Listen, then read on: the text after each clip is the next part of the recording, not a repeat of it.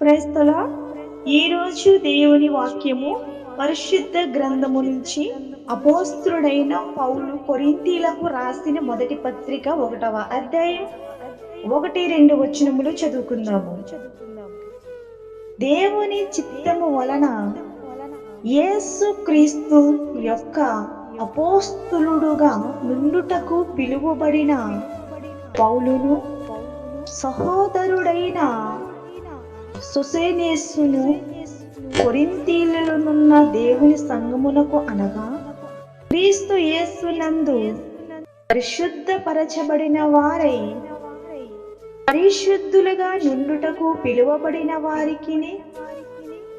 వారికిని మనకును ప్రభువుగా ఉన్న మన ప్రభువైన యేసు క్రీస్తు నామమున ప్రతి స్థలములో ప్రార్థించు వారందరికీ శుభమని చెప్పి రాయినది.